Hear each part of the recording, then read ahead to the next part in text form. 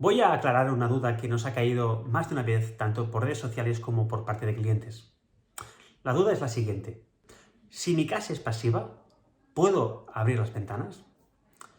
Y la respuesta es que sí que puedes. Claro que puedes abrir las ventanas. Sin embargo, la teoría dice que mejor que no. Pero es que la teoría se formuló en Alemania hace unos cuantos años. Y tienes que saber que en Alemania la meteorología es muy distinta a la de aquí. Que aquí estamos en el sur de Europa, estamos en el Mediterráneo.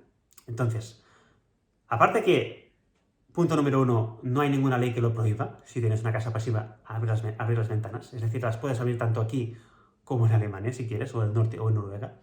Nadie te lo prohíbe. Pero bajo la metodología Passive House, si quieres ahorrar el máximo de energía, mejor que no las abras. Pero el ahorro energético es muy importante, pero no te puede privar que tengas un mejor estado anímico o emocional. Así que, si a ti te apetece abrir las ventanas, las puedes abrir sin ningún problema.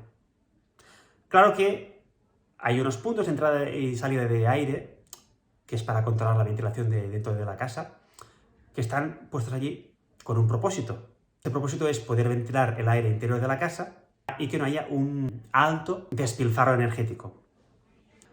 Pero se entiende perfectamente que haya las ganas de tener las ventanas abiertas de vez en cuando, o cuando uno quiera. Simplemente tienes que saber que a más abras las ventanas, más desgaste o más despilfarro habrá de energía. Pero como estamos en el Mediterráneo, el despilfarro será mucho menor que si estamos en Alemania.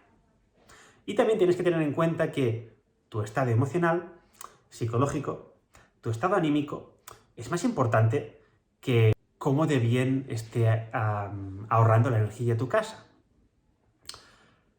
Porque ya solamente con haber construido una casa Aimin, una casa pasiva, ya estás haciendo una labor para el planeta y además una labor para tu bolsillo, porque ya estarás ahorrando, aunque de vez en cuando abras las ventanas.